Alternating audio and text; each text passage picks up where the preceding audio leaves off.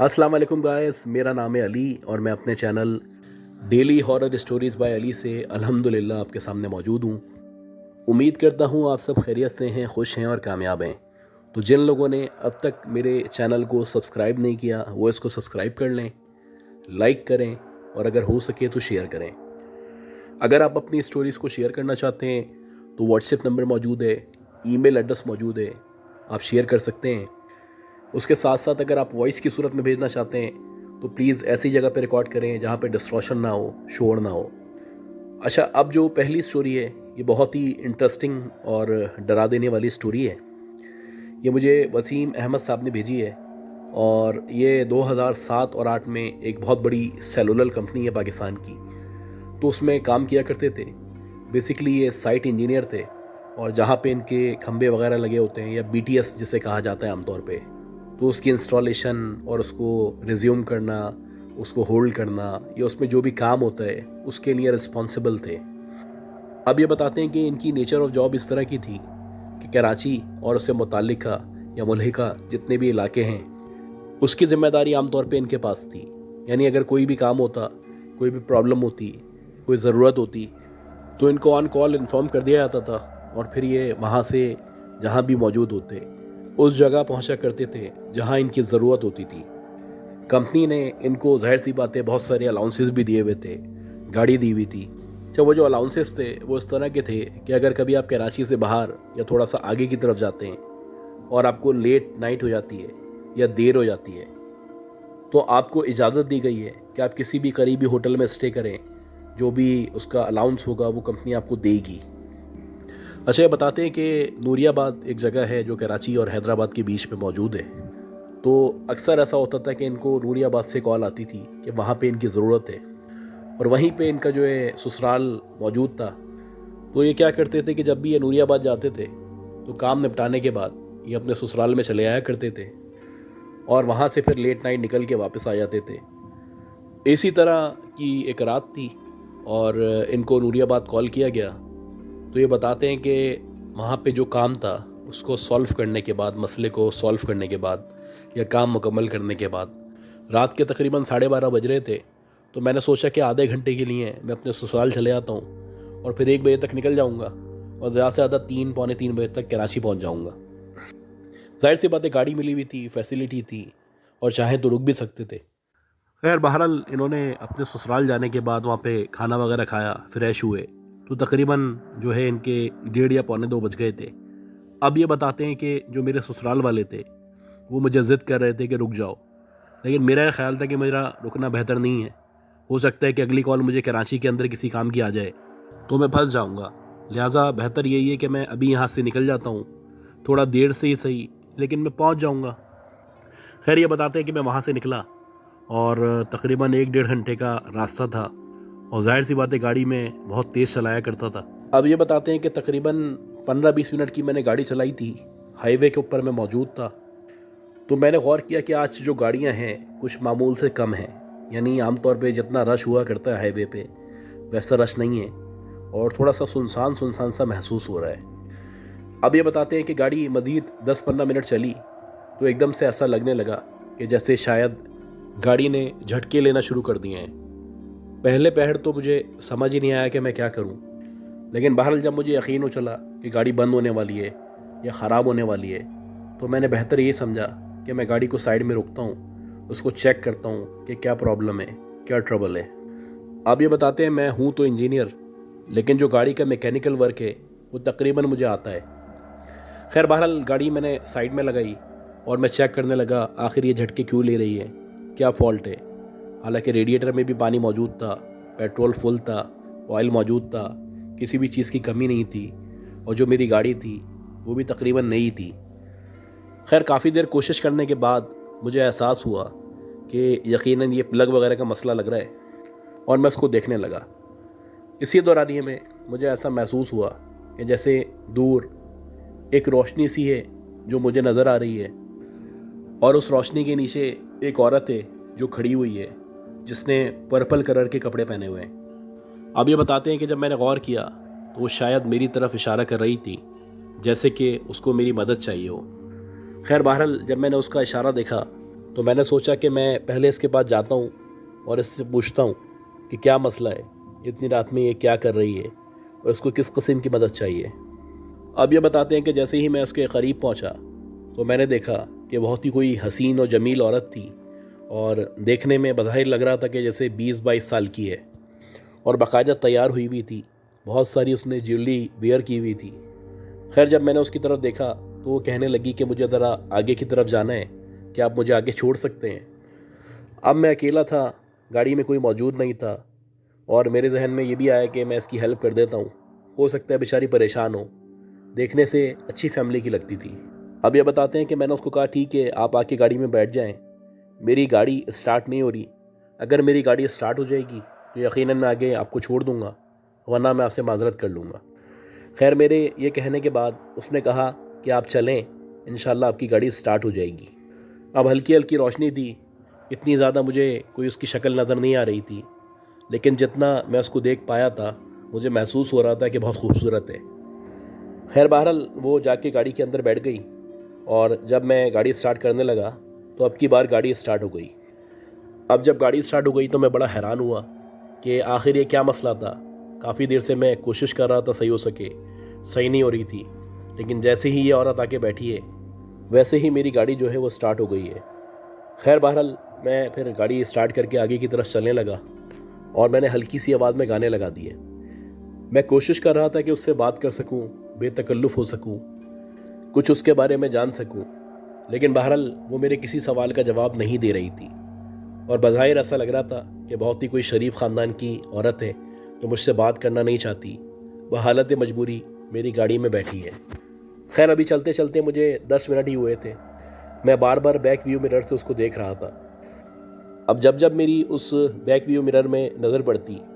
تو ایسا لگتا کہ جو اس کا حسن ہے وہ بتدریج بڑھتا چلا جا رہا ہے، یعنی کہ جو اس کی خوبصورتی ہے اس میں شدت سے اضافہ ہوتا چلا جا رہا ہے، اور میں شروع سے ہی حسن شناس تھا۔ خیر بہرحال یہ بتاتے ہیں کہ مزید کچھ گاڑی آگے چلی تو اب جب میں نے بیک ویو مرر میں دیکھا کہ وہ جو عورت ہے جس کو میں نے بٹھایا تھا، تو میرا خیال تھا کہ شاید اس نے پرپل کپڑے پہنے ہوئے تھے، لیکن جب اب میں نے غور کیا تو مجھے ایسا محسوس ہونے لگا کہ جیسے شاید اس نے ریڈ کلر کے کپڑے پہنے ہیں۔ اب جب میں تھوڑی دیر بعد دوبارہ اس کو دیکھنے لگا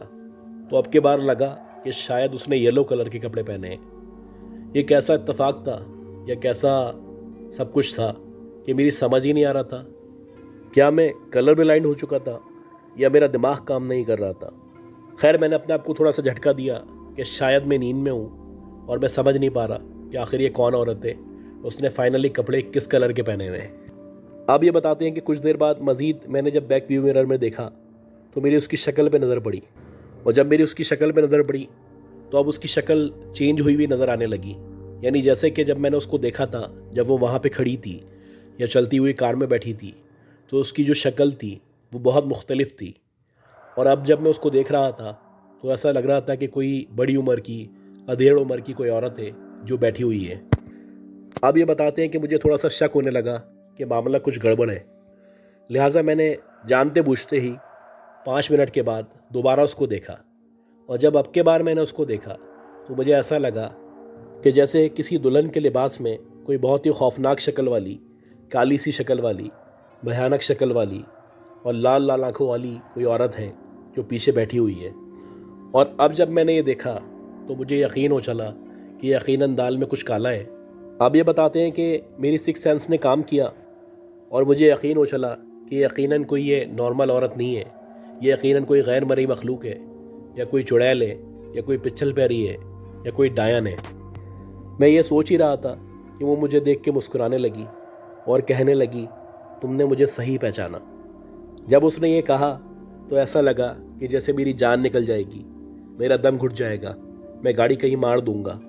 خیر مجھے اپنی سینسز پہ قابو رکھنا تھا اور اپنے آپ کو ایک بریو، ایک بہادر کے طور پہ پیش کرنا تھا۔ میں نے مسلسل آیت الکرسی پڑھنا شروع کی، اور جیسے جیسے اور جتنی زور سے میں آیت الکرسی پڑھ رہا تھا ویسے ویسے وہ زور زور سے ہنس رہی تھی، اور اسی دورانیے میں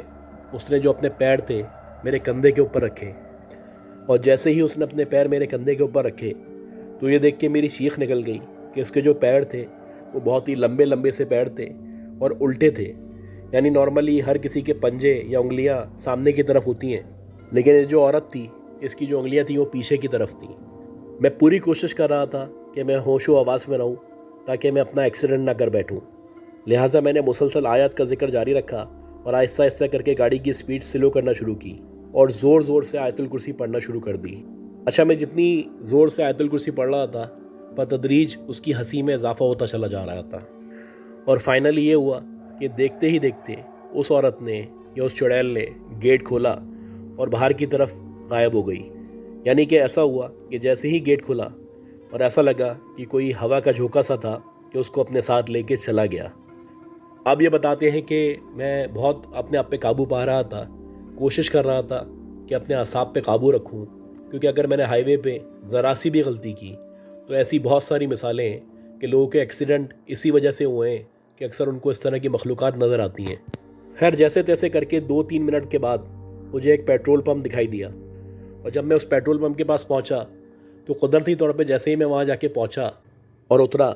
تو میں نے دیکھا کہ میرے سامنے ایک مولوی صاحب ہیں یا کوئی امام صاحب ہیں جو کھڑے ہوئے ہیں،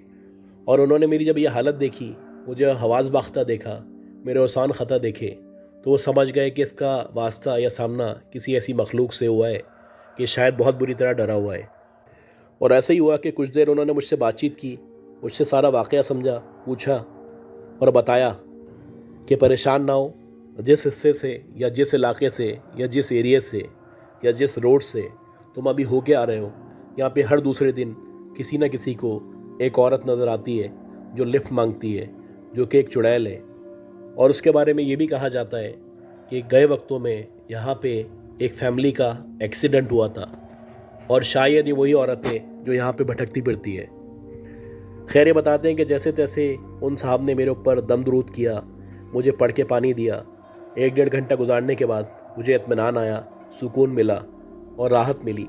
تو میں نے سوچا کہ فجر کی اذان ہو جائے، اس کے بعد اب میں واپسی کا راستہ طے کروں گا۔ اور ایسے ہی ہوا کہ فجر کی اذان جب ہوئی، میں نے نماز پڑھی، تھوڑا سا اجالا ہو چکا، تو پھر میں اپنے گھر کی طرف گیا، اور اللہ کا شکر ہے میں خیریت سے گھر پہنچ گیا۔ اور اس کے بعد میں نے کوشش کی کہ نوری آباد یا اس طرف کے علاقے میں رات کے 12 بجے کے بعد نہ جاؤں۔ تو گائز، اسی طرح آج کی جو دوسری سٹوری ہے یہ حذیفہ صاحب نے ہمیں بھیجی ہے۔ حذیفہ صاحب جو ہے، ان کا تعلق بنیادی طور پہ کراچی سے ہے، اور یہ بتاتے ہیں کہ جب ان کی مدر کی شادی ہوئی تھی، یعنی اب سے تقریباً 29-30 سال پہلے، تو ان کی مدر جو شادی ہونے کے بعد وہ طارق روڈ کے گھر میں آئی تھی، یعنی جو ان کی دادی دادا کا گھر تھا وہ طارق روڈ پہ موجود تھا، اور شروع سے ان کے دادا دادی اسی گھر میں رہ رہے تھے، اور ان کے دادا دادی کے مطابق کبھی بھی اس گھر میں اس طرح کے واقعات یا معاملات پیش نہیں آئے تھے۔ لیکن جب سے ان کی مدر کی شادی ہوئی تھی، یعنی ان کے مدر فادر کی شادی ہوئی تھی، اس کے بعد سے کچھ اس طرح کے معاملات اور واقعات پیش آنا شروع ہوئے، جس نے ان کی زندگی کو یا ان کے پیرنٹس کی زندگی کو ایک نیا رخ دیا۔ جیسے کہ بتاتے ہیں کہ ان کی مدر بتاتی ہیں کہ شادی ہوئے ہوئے ابھی ان کی 10 دن ہوئے تھے کہ ان کے جو فادر تھے وہ باہر سے کوئی مشہور مچھلی ہوتی ہے انٹیریئر سندھ کی، وہ لے کے آئے، اور ظاہر سی بات ہے وہ جو مچھلی ہوتی ہے وہ ثابت ہوتی ہے، اور انہوں نے لا کے ان کی جو والدہ تھی یا ان کی جو مدر تھی ان کو دے دی۔ اب یہ بتاتے ہیں کہ میری جو مدر تھی انہوں نے فش کو لے کے جا کے کچن میں رکھ دیا، اور انہوں نے سوچا کہ ابھی تھوڑی دیر بعد جب میں فری ہو جاؤں گی تو اس کو کاٹوں گی، اس کی آنکھیں وغیرہ بناؤں گی، یا جو بھی مطلب جس طرح مچھلی کو کاٹا کرتے ہیں ویسے کاٹوں گی۔ کچھ دیر بعد ان کی مدر جب واپس کچن میں آئیں کہ چلو اب میں جا کے جو مچھلی ہے اس کو کاٹ لیتی ہوں تاکہ پھر بنانا بھی ہے کھانا مجھے، تو انہوں نے آ کے دیکھا کہ وہاں پہ جو مچھلی موجود تھی یا فش موجود تھی وہ پہلے سے ہی کٹی ہوئی رکھی ہوئی تھی، اور باقاعدہ اس کی جو آنکھیں تھیں وہ الگ کی ہوئی تھی کسی نے۔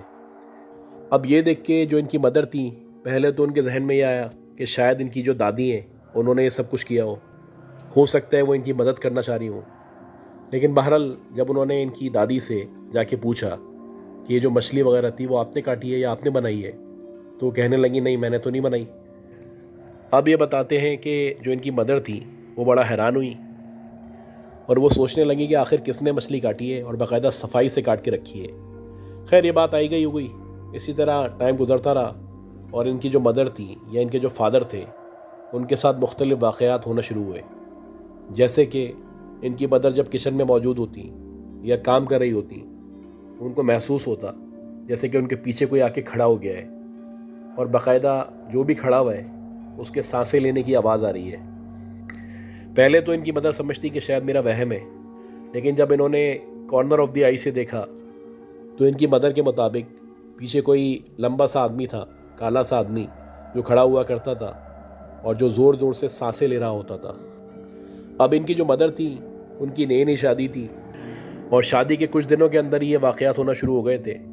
تو ان کو یہ بھی فکر تھی کہ اگر میں اس طرح کی باتیں کروں گی تو ہو سکتا ہے کہ میرے سسرال والے یا میرے رشتہ دار، خاص طور پہ ساس سسر، میرا مذاق اڑائیں گے یا بولیں گے کس طرح کی باتیں کر رہی ہو، یا جب سے تم آئی ہو جب سے یہ باتیں ہو رہی ہیں، لہٰذا اگنور کرتی چلی گئی۔ اب یہ بتاتے ہیں کہ اسی طرح ٹائم گزرتا رہا، شادی کو 2-3 مہینے ہو چکے تھے۔ اکثر ایسا ہوتا کہ جو میری امی کی چیزیں تھیں یا کپڑے تھے وہ ایک جگہ رکھے ہوتے، اور جب وہ بعد میں دیکھتی تو وہاں سے نہیں ملتے، اور کبھی کبھی تو ایسا ہوتا کہ وہ جو کپڑے ہیں کبھی وہ چھت پہ پڑے ہوئے ہوتے، کبھی واش روم میں ہوتے،